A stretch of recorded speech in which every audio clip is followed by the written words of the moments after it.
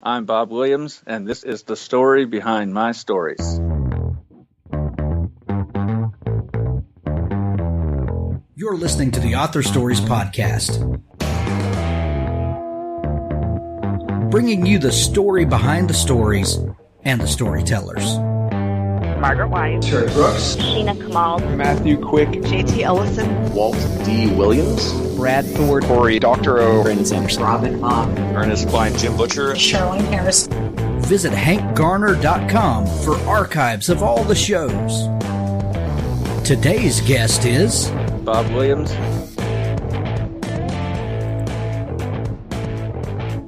This is episode 247 of the Author Stories Podcast. I'd like to thank some sponsors today before we get into today's awesome interview. If you would like to sponsor the show and highlight your product or service to our audience, go to hankgarner.com and click on the advertise link in the top menu. Thanks to Daniel Arthur Smith and Tales from the Canyons of the Damned. This 19th issue of Tales from the Canyons of the Damned consists of 5 sharp, suspenseful, thought-provoking short stories, each from a different featured master of speculative fiction. Pick up the Halloween edition today. The Future Chronicles by curator and publisher Samuel Peralta. The Future Chronicles has grown from a single collection of robot stories into a series whose unique take on major science fiction and fantasy themes, AI, aliens, time travel, dragons, telepaths, zombies, immortality, galactic battles, cyborgs, doomsday, has made it one of the most acclaimed short story anthology series of the digital era. Pick up something from the Future Chronicles today. ThirdScribe is a web platform built to serve all members of the book community, readers, authors, and publishers. ThirdScribe can help you get the most out of your publishing and reading experience. Connecting readers and writers, give ThirdScribe.com a look today. From Book 1 of the Paragons Trilogy by C. Stephen Manley, When Dark Portals Open, Heroes Will Awaken.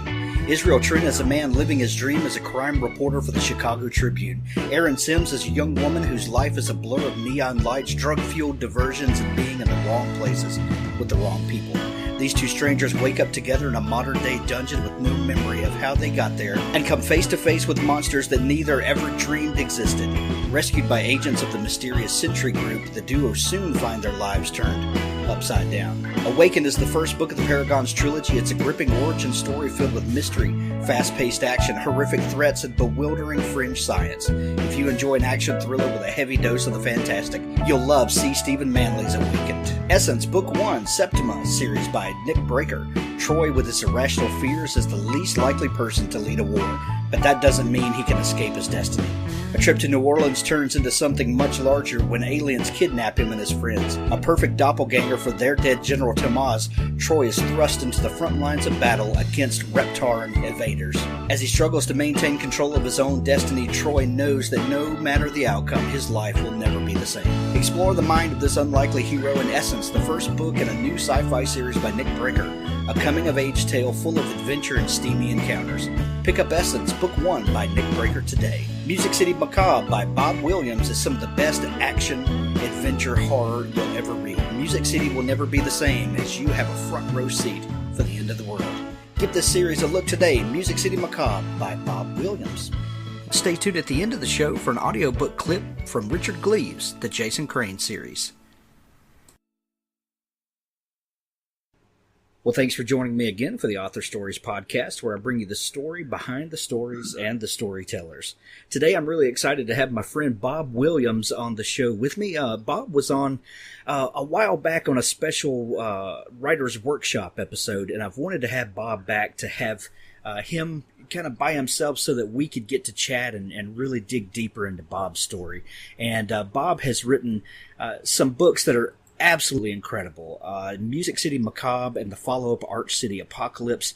And Bob published those books and then has recently republished those books. And he has a perspective that I think would be extremely valuable to the writing community and to the readers out there who may not quite understand what all goes into the creative process and what it takes to bring these creations to the public. So I thought Bob would be a fantastic guy for me to pick his brain and to get a little more in-depth with. So I hope you guys enjoy the show with Bob Williams. Welcome to the show, Bob.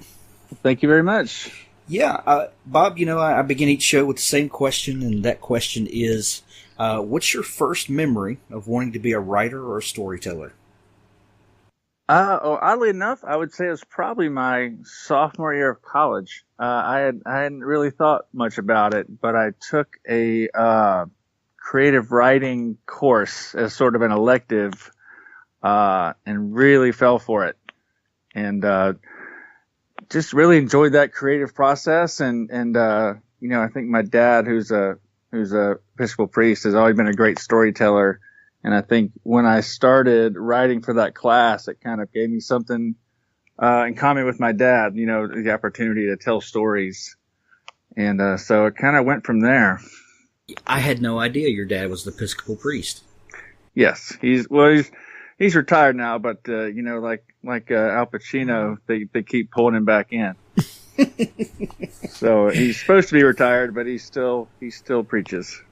That's awesome. I'm good friends with several pastors, and there's an art form to the sermon, and a lot of people don't really look at it that way. But you have a captive audience, and you obviously have something that you're trying to say, but a spoonful of sugar makes the medicine go down, as they say, and by wrapping your lesson, if you will, in the up in story, and if you can find a way to captivate someone, that you really simplify the process. Oh yeah. So I love to see, especially people that can tell stories on the fly. So you don't want to hear my dad sing, but he can tell a great story. Right, exactly. So where did you grow up, Bob?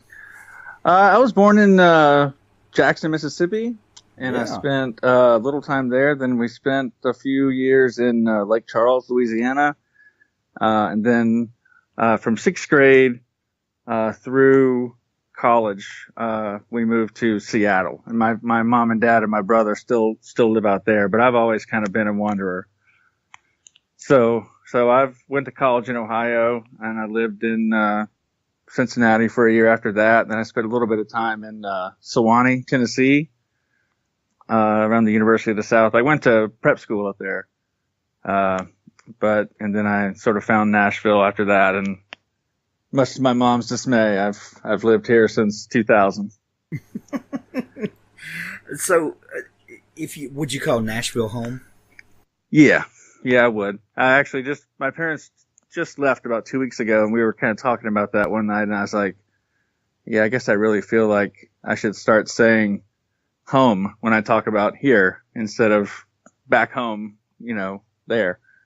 So I really feel like this is where I'm supposed to be. That's awesome. Bob, what do you think, kind of being a wanderer and a traveler, as you described yourself, what do you think that has done for your storytelling muscles? Well, it has set the base camp anyway for my first two novels. My first book sort of kicks off in Chicago, but that's sort of the first part. The meat of it takes place in Nashville, Tennessee, and then sort of a neighboring city of Murfreesboro, which is about 20 miles. And then the second book takes place in Columbus, Ohio, where I have a large friend base from college. So I guess I've kind of written where I know, and then sort of naturally the third book is probably going to head up to Seattle somehow. Yeah. One thing that traveling does for you, and I've lived in a few states and a few cities. One thing it makes you do is get outside your comfort level, right? And meet new people and experience new cultures and the way people, live and all of those things really broaden your perspective. And I think when you're dealing with people and you're writing stories, about people, that's a great tool to have in your toolbox. Well, yeah, and the funny thing is, I guess the two sort of places that these books have taken place, I guess, are kind of the home base. But really, in my writing, and not just my books, but some of the short stories I've written, just the people I've met over the years, I mean, I can only think of maybe a couple of character names in everything I've written that are truly fictional. I mean, there's almost every character I've written in a book or a story is a person that I know. And so you know that person and you know their traits, and then you just, well, that fits into this, and you sort of plug it in. And so people that know me, that read my stuff, are always, commenting, "Oh, I can't believe you put me in there." And that's really me. You didn't just use my name. That's actually, me. Yeah. Have you had anybody that was pissed off about it yet? No, in fact, I kill an awful lot of people. And so a lot of my friends want me to kill them. That's what I'm finding. Love it. I love it. I have a waiting list of people that want to die. Right. Let's go back to college for just a minute. You said you took a creative writing course your sophomore year? Yeah. What do you think it was that opened your mind to the possibility of writing at that point? Well, I was majoring. I was a double major in drama and English, and so I took the creative writing course as an elective, but it was in there, and so I just took it to take it. And then I sort of found that let's see, how would I say, in the beginning, like the professor would pass out a sheet and it would have 40 things on it. He'd say, pick 20 of these and you have to include these in a story. So like a beat up, truck, a grocery store, a gun, or, whatever. And so I found that the exercises that went along with creative writing were really easy. Like as I laid the 20 things out that I picked, it was like pow, pow, pow, pow, pow, pow, and I could kick out a story really quick. And so I guess it just became a passion, and something I really, really enjoyed. Now, you were majoring in theater or drama? Yeah. Well, I have a degree in communications and theater arts, but it was the drama track. Nice. Yeah. So I dropped my English major. I wimped out. I didn't want to take 2 senior seminars at the same time. So yeah. So in essence, I have a minor, but my college doesn't have minors. So. So what drove you to the theater degree? So it's a really funny situation, actually. When I was in prep school, I was playing football, and through some circumstances, I had to quit playing, some eligibility issues, and so they said, well, why don't you you have to do activities, when you're in prep school. So they laid them all out, and theater was the one I hated the least. And so I went to the theater and fell in love with it. And so I was on the stage crew and had a really, really small part in a Shakespeare play and just kind of fell for it. And that's what I wanted to do, when I went to college, and had a lot of leads in plays, and it was fantastic. And it just came to be that about second semester of my senior year, I didn't want to do that anymore. So my life is all over the place, really.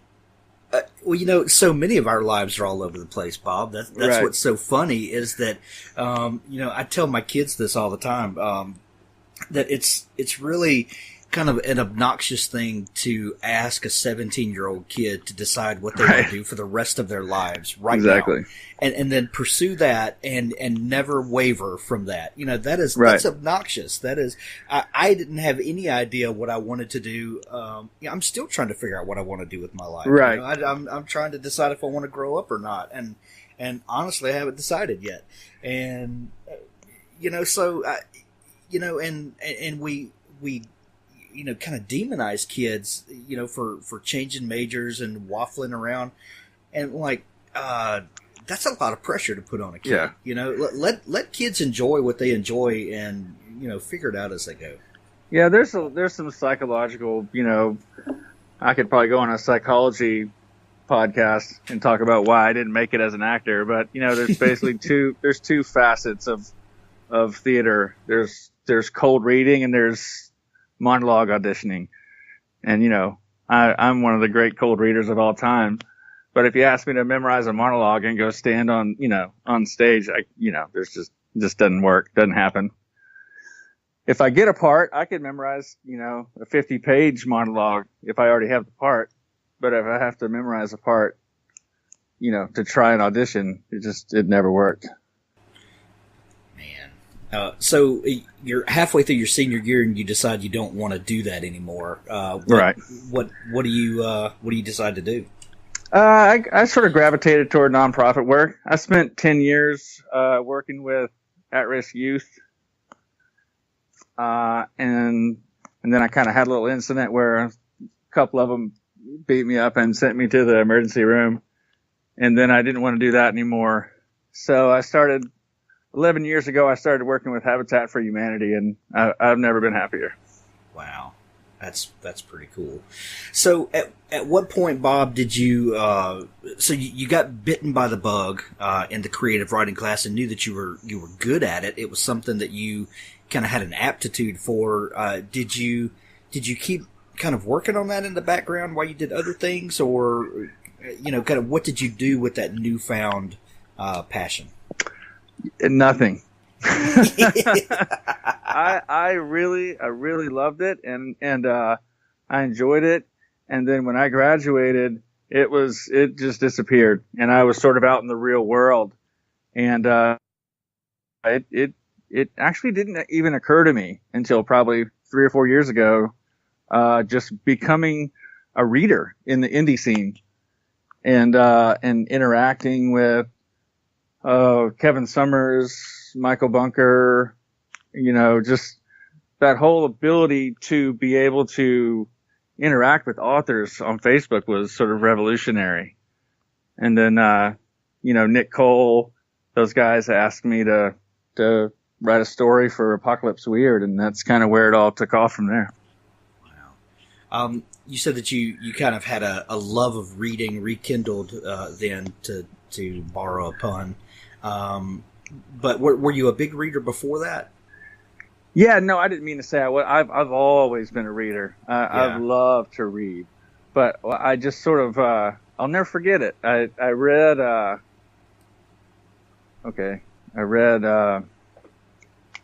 book by Michael Bunker. I'm having a brain freeze. Like Pennsylvania or Wick? Yes, Pennsylvania, and I loved it. And so I sent him a friend request, and he accepted it. I was like, whoa, then I said hello one day, and he's like, hey there. And I was like, oh my God, so, yeah, you know what I mean? And so I know it just kind of went from there, and I found I was talking to Michael like almost every day, and this was great. And then I was talking with Nick, and I was talking with Kevin, and it just really kind of, how many times in your life have you been reading a book and just been like, man, if I could just tell this guy that I love this, or ask him, why did you do this? Or, whatever. And suddenly that ability was there. It was fascinating. It is. We live in a crazy time right now where the world is bigger than it's ever been and smaller than it's ever been all at the same time. Exactly. Yeah. So we're going to back up just a minute. Before all of that happened and you discovered this kind of new breed of indie writers and all of that opened up to you, what kind of books did you always gravitate toward? What kind of stories really got a hold of you? Mysteries. Okay. Mysteries, just from the earliest that I can remember. I had a love affair with Spencer, Robert B. Parker's character, Spencer. Yeah. And so I loved Spencer. James Patterson, my mom is actually friends with the author J.A. Jance.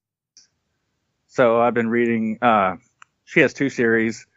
One is a private detective in Seattle, and the other is a Arizona sheriff. And so I've been reading those books for years. And so, yeah, I guess I've always appreciated the procedural, mystery.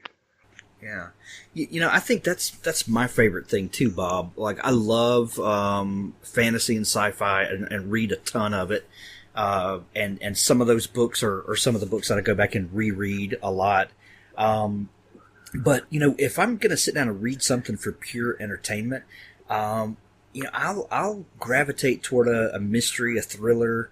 I don't know. There's just something about it that just feels like really comfortable to me. Yeah, I don't read a lot of sci-fi. I don't know if it's just I'm more visual in that aspect. I want to see that develop in front of me with lasers and lights and aliens and all that. But I've found, outside of the Star Wars, the New Jedi Order series from several years ago, I kind of read that whole thing. Right. I don't typically read a lot of sci-fi.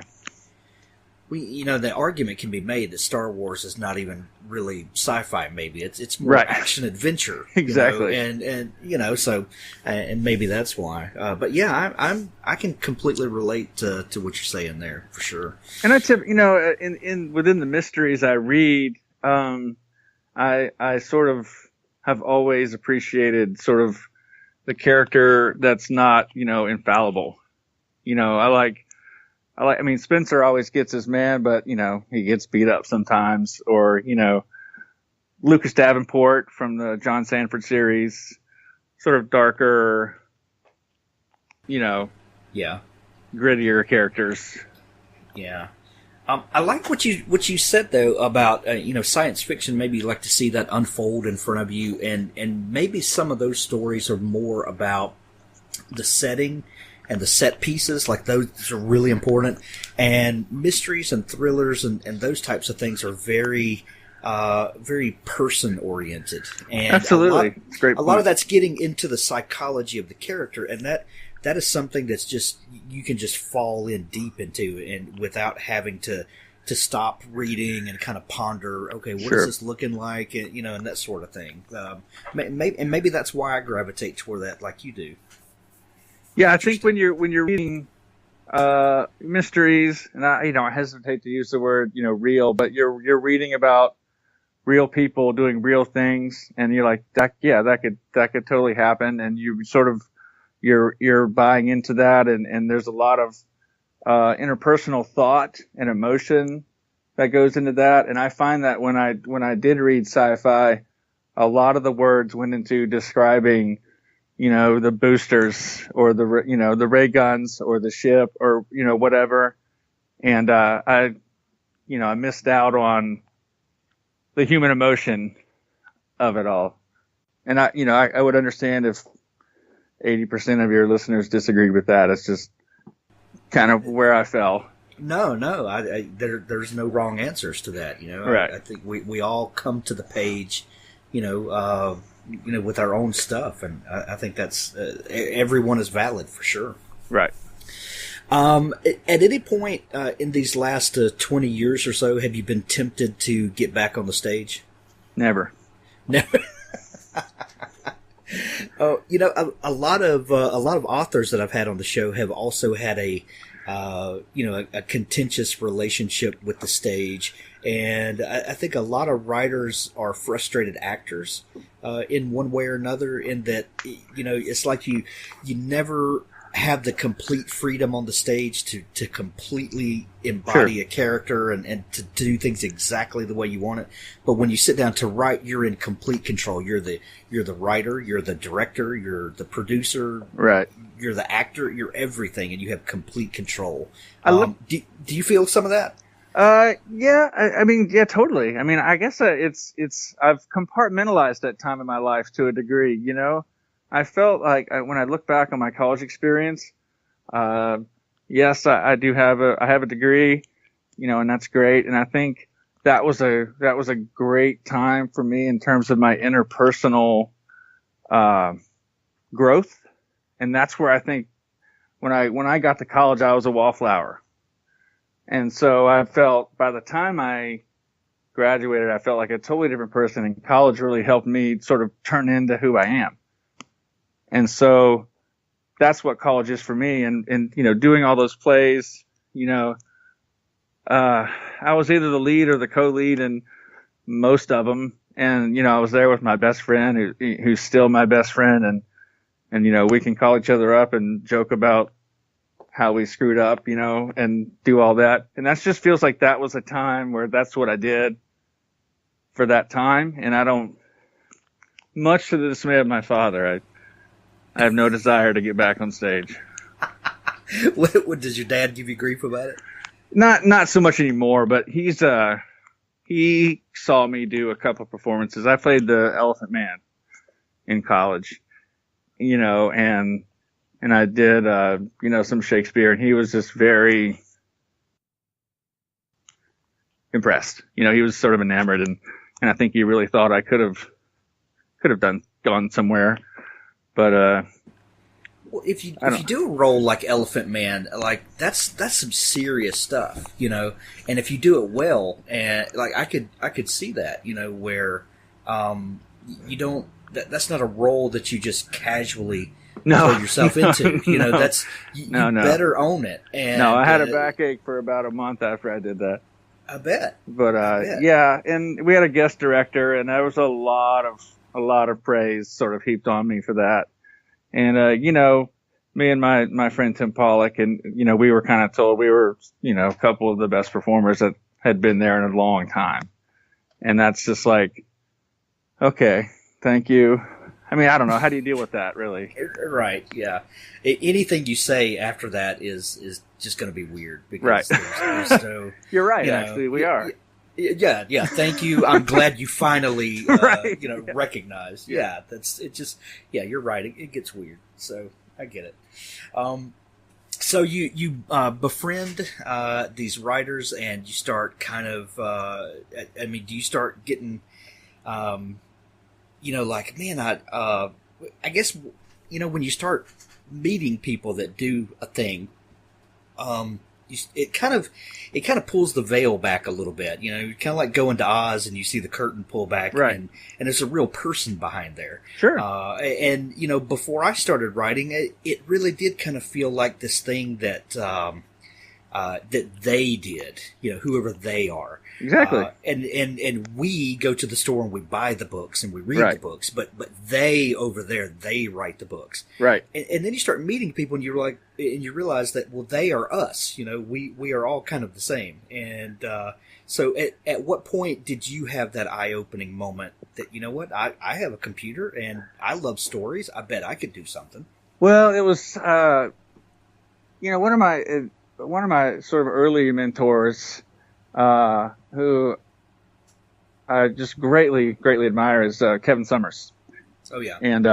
And so he's I just a beautiful man. Yes, I mean he is one of the greats, and I haven't touched base with him in a while, but we for a couple of years there we were again like kind of just chatting every day, and we were talking, and he was like, well, you should write a story, and I was like, like what?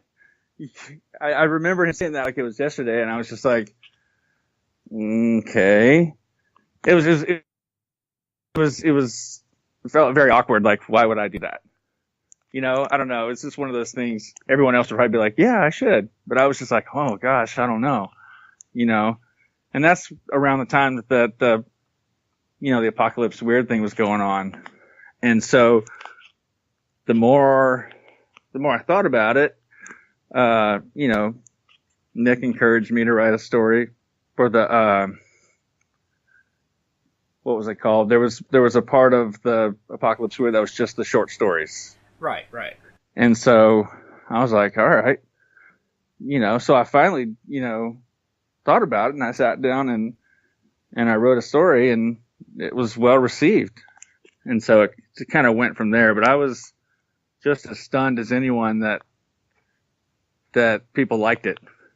That took a lot of you know, stones, I guess, on my part to actually A, do it, and B, let someone read it. And when you did, you know, did you?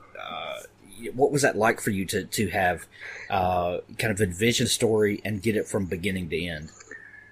It was rewarding. It was very rewarding. It was exciting, you know, and I really liked my character, and I felt that what I was writing was authentic, you know, in a sense that, you know, to me, you know, I think if someone, well, how would I say it? I just felt like no one else would write what I wrote.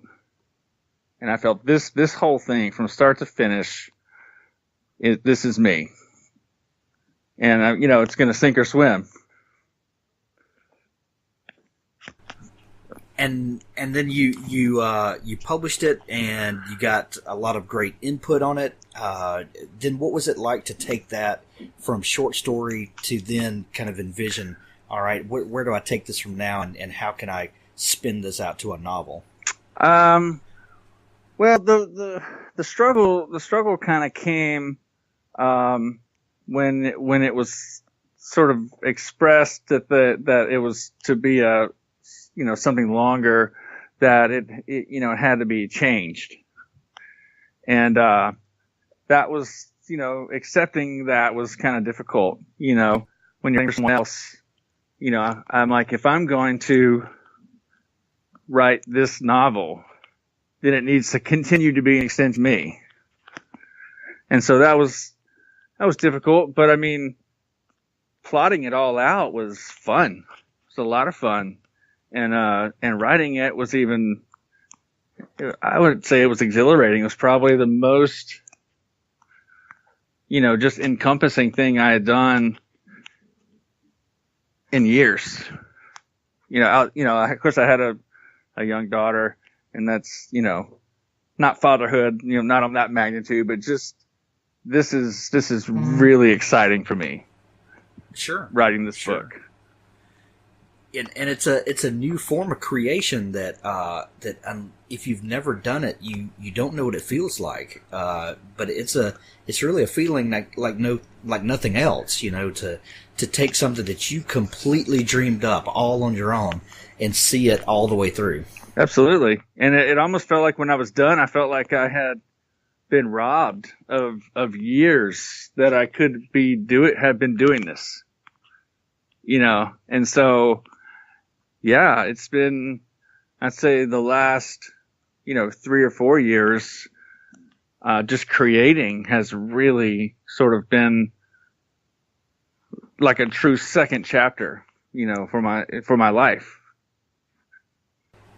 That's awesome. What were people in your life like when you told them that you know, were a writer now? Did people like, oh, well, Bob, we kind of figured you'd do that all along, or, you know, did you get feedback like that from anybody? No, I guess generally I thought people were receptive. They always thought that I was creative. That's something that's sort of been, you know, bannered around, you know, in descriptor of me is creative, you know. Yeah. And so I don't think people were shocked, but I don't think anyone expected it. Is that actually those cancel each other out? But I think people maybe when I said I wrote a book were finding like, oh, okay, you actually have some direction now in your life. That's good. You're doing something creative. Yeah, I've heard some of that too. Right. I get it. Yeah, I get that. That happens to quote creative people a lot. Right. Well, you know, somewhere along the way during the process, Apocalypse Weird went away, and you're, you know, left with the book to publish on your own, and you know, kind of have the restraints taken off, and you get to shape the story to the right. way you want to shape it, and that's all great, and it's awesome, and you publish Music City Macabre right. becomes the first book. Right. How did you decide to follow that up with a second book? Well, people liked it. I got a lot of good reviews, and so it just kind of sort of tidal waved into I should do another one. I think I was kind of blown away actually by how it was received, because it's raw, it's right. It's raw, and there's a lot of gore and some extreme violence. There's a lot of swearing. I mean, I just feel like it's just raw. So I was impressed with the readers to buy in. Yeah. Were you surprised, or well, before I say that, when you're writing this, and at what point did you know that the tone of this book needed to be raw like that? Well, because I think, due to the circumstances, this disease has spread, things are dire, and the infected, they're raw, they're angry, they're violent, and the things that they do are violent, and more violent than you've typically seen in most of your post-apocalyptic cinema. I mean, there's some serious hate violence going on in there, and that's where my character comes along, and he's had the wool sort of, or how you said earlier, he's sort of been let behind the curtain, and he understands that he's knee deep in all of it, and so he feels it's up to him to take it back, to get things back to normal, or to try. And so he heads to Nashville to take on this bad guy. And I think when you have, and I read him, like I sort of said, like, the characters that I read growing up, he screws up. He screws up a lot, and he keeps going. And he's got his team of, he's got a soccer mom who kind of lost her whole family to this event called the Descent, and he's got this soldier who is battling PTSD, and then he picks up a German Shepherd in a bathroom in Paducah, Kentucky, and they kind of call themselves the C team because they're not the first line, but they're not even the second line, but they're going to do what they can. Right. And so, yeah, I mean, there's wisecracks, and I think he tries to do his best to keep it light because it's so bad. It's so bad out there. He's even popping off, when he's right in the thick of it, because he doesn't really know what else to do. Yeah. But, and that's so important when you're writing stuff that's so dark and so raw. And, you have to let the even though you want to portray this the way that it would be, the way that it should be, you have to let the reader off the hook a little bit every now and then. Right.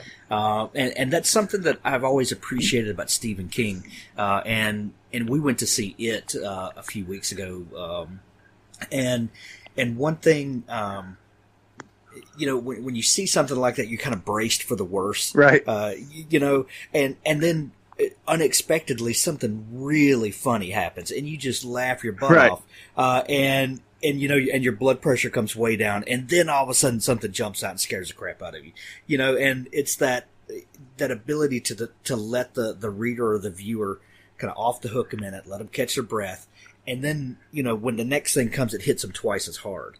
Yeah, I mean, I think you basically just described the low-lying lands. That's the whole.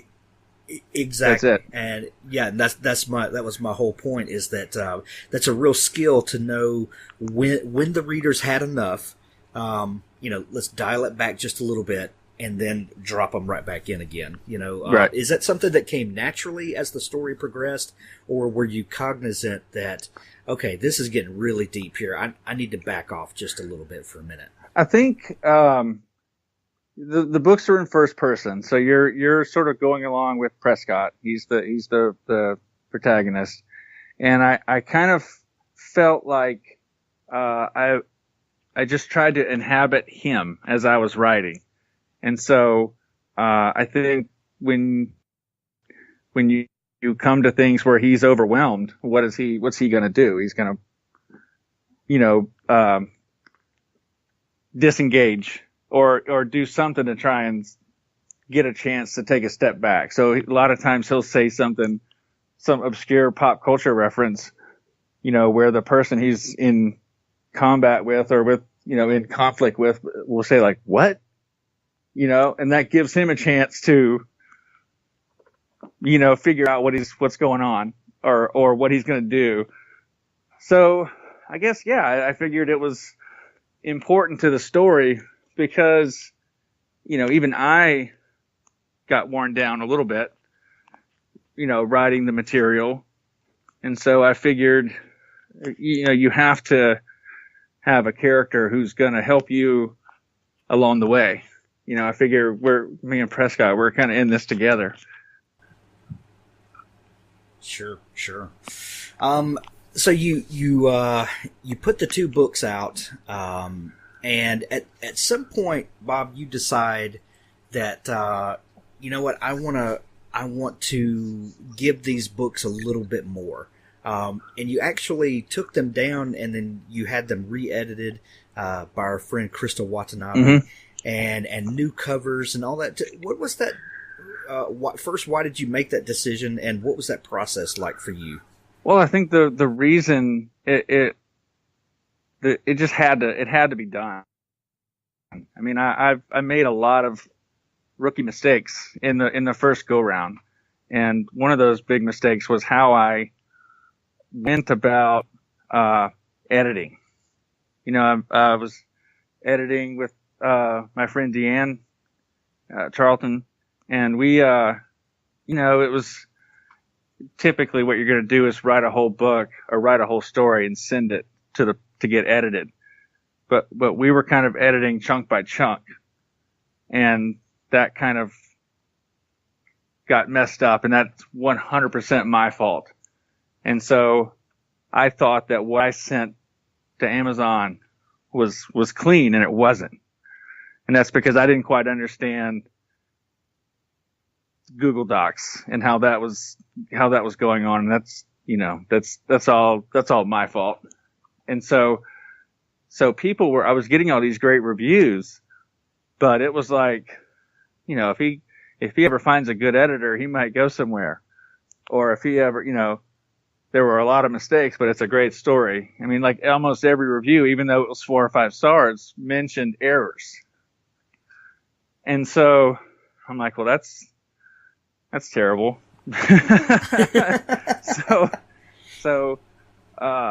And then I was told by someone who's a very good friend of mine that he almost couldn't even finish Arch City because there were so many errors. And that's just devastating, so, and again, I just want to say that whole thing was my fault. And so, but what I did was, it's a learning process that we all go through, and one of the things about the author having all the power is that the author also has all the responsibility, and there's a lot of moving pieces to writing and publishing and promotion and all that stuff that there's no manual that comes with this. Wouldn't that be nice? Wouldn't it though? It's kind of like parenting. They don't give you a book when they send you home from the hospital. They're just like, good luck.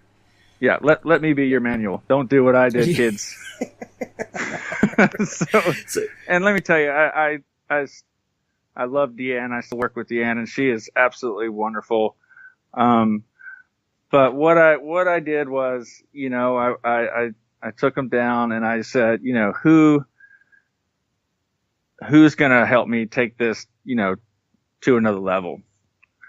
And it just seemed like, I needed to get with Crystal, and she was available. And I I read a series, an indie series by a guy named Matt Kincaid, an Alex Rains vampire slayer sort of series, and I loved his covers. And so I contacted him and said, who did your covers? And it was this guy Jake, who did the covers, the 2 new covers, or 3 new covers actually, for me. And so I just put it all together, and I'm just extremely proud of what I've put out. Oh, they're gorgeous. Yeah. They're absolutely gorgeous. So, it's an extremely humbling experience to go through, Bob, where people say, man, this is a great story. It's a great book. It just needs, a professional to go over it. And, to kind of swallow your pride and say, you know what, you're right. And I'm going to do the thing that's going to be the best for the story. Right.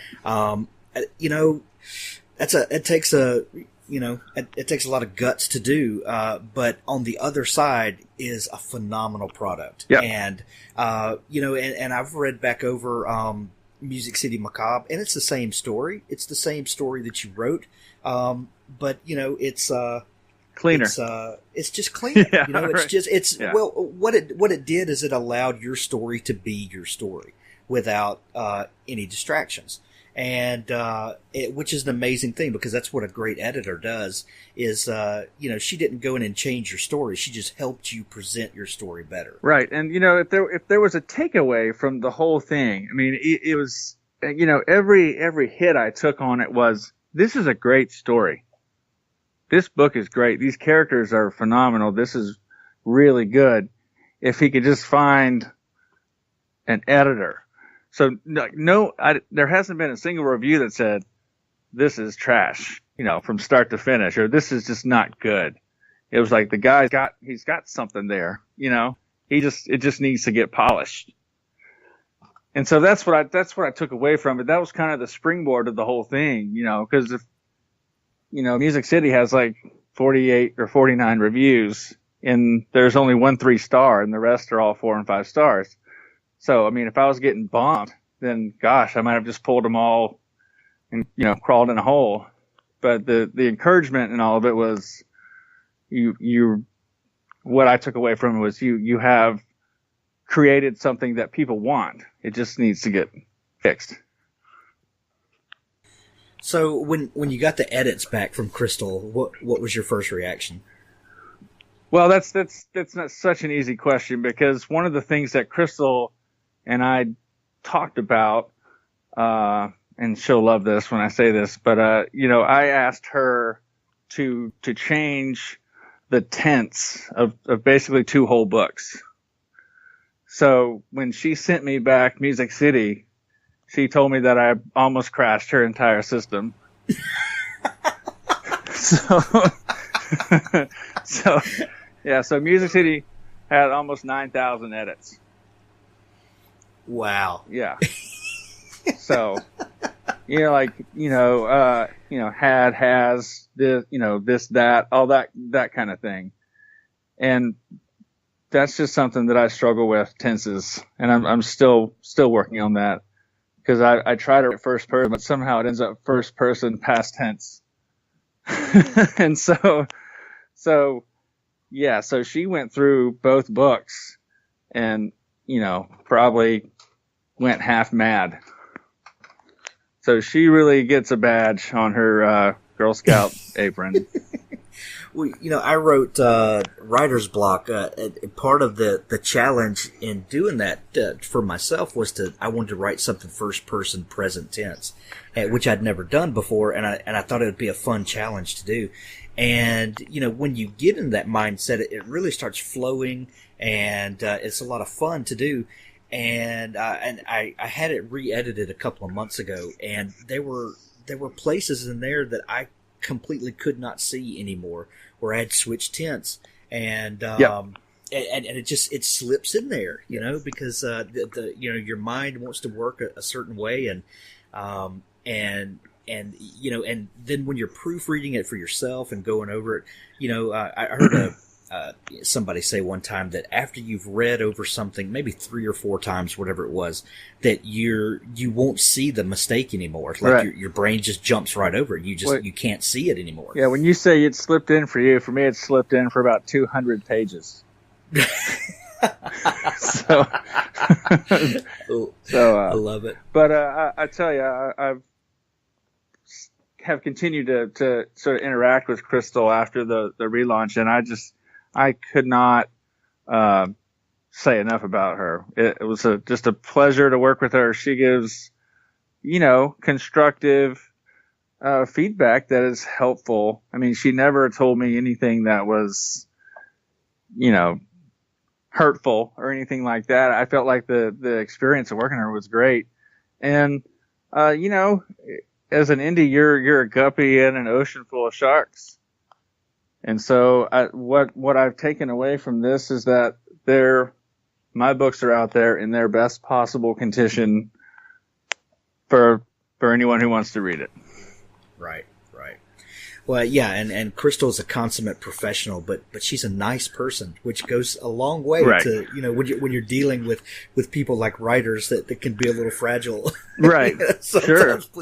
Please be nice to me. This is my soul I'm bearing here, Right. And, I sort of presented her with a monumental task, and I'm sure she's went to Facebook and printed off my picture and, threw darts at it for days. But none of that ever came across. Yeah. You also, after that, you combined the 2 volumes, Music City Macabre and Art City Apocalypse, into one volume you call Blood and Chaos. Right. What was the motivation behind that? Just wanting to get into people's hands where they could read it continuously through? Yeah, there's the way I sort of envision the low-lying lands is that you have a novel, then you have a bridge sort of short story, then you have the next novel, and then you have a short story that leads into the next novel, like that, And so I don't think a lot of people knew about Pops, which is the short story that is sort of the center around Arch City. There's more to it, but this character of Pops is part of it. And so when I set about to do the relaunch, I thought, what if by not only releasing the 2 books, you have the opportunity to release the whole thing so far? And if people want to take it like that, then they can. Or if they just want to, it's technically cheaper. I'm putting it out there. It's actually cheaper to buy the two books, but if you want to get the thing, it's there for you. Yeah.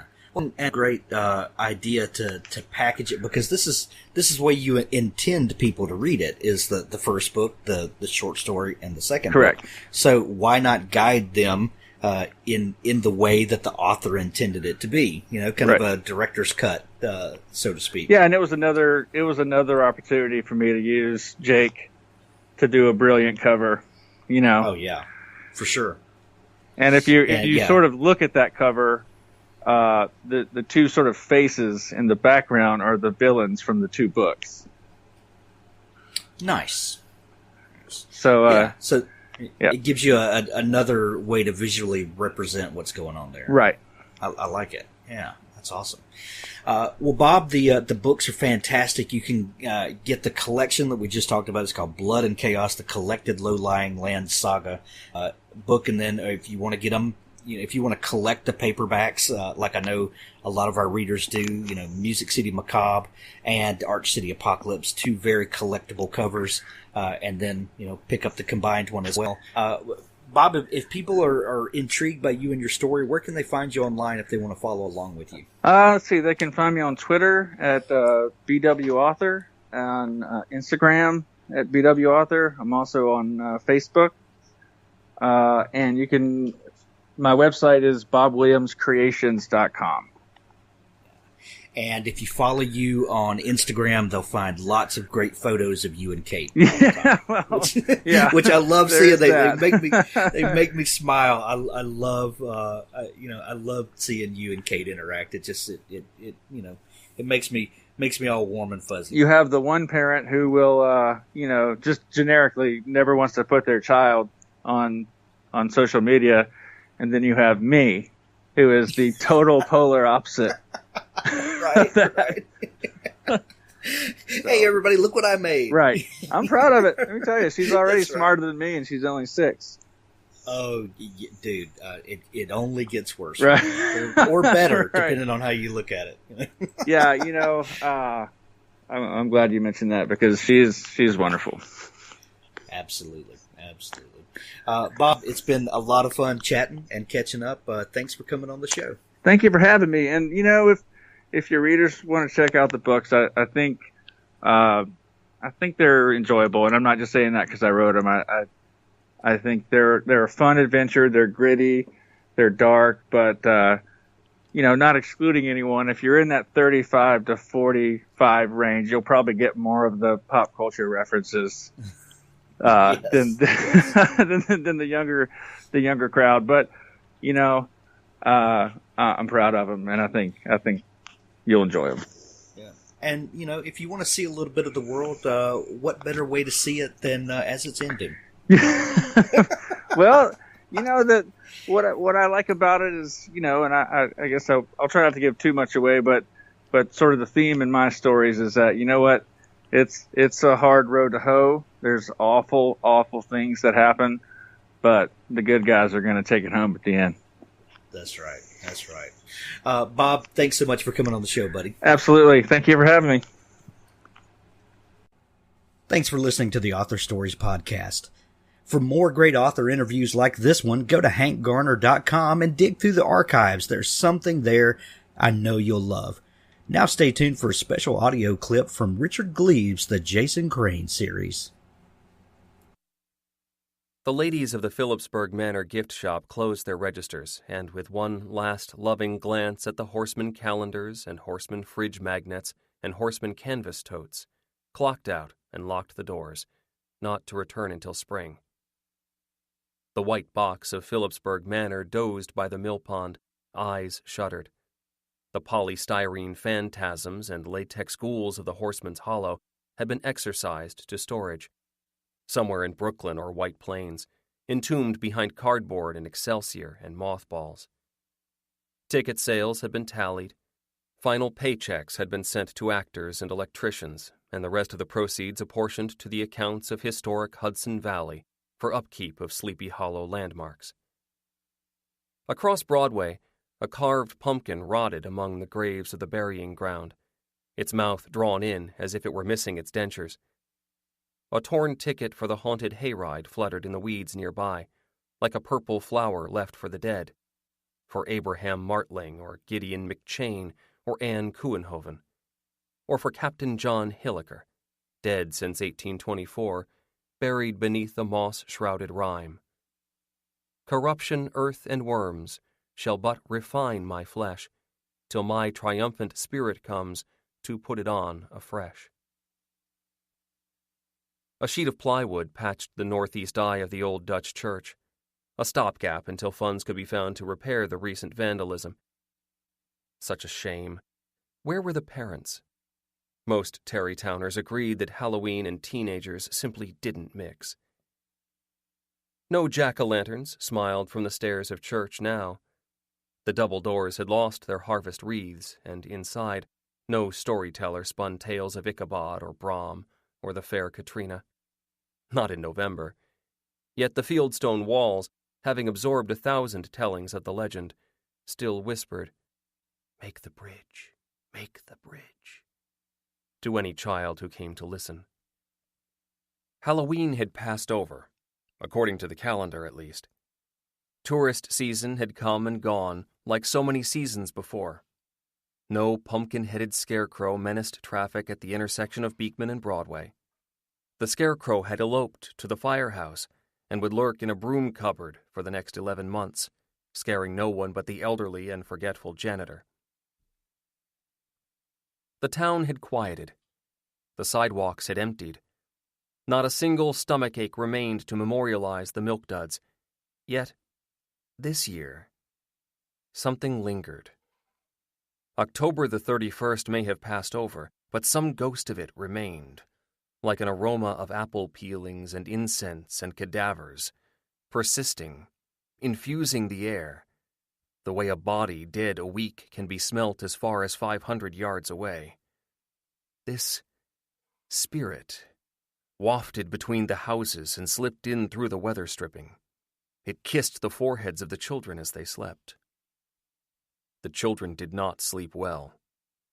Throughout Terrytown, the littlest ones awoke screaming at midnight or sobbed silently, staring at the man in the moon or the misshapen shadow behind the bedroom door. Something had happened. No one spoke of it, but everyone sensed it. They sensed a tug, as if something called for attention. An ache, as if something wanted to be mourned. A silent scream, as if something demanded retribution. It came from up there, above the town, where the ancient woods might have been the advance line of an army. Yes, that's where it lived, whatever it was. In the bracken, in the deep, sharpening its hatchets and biding its time.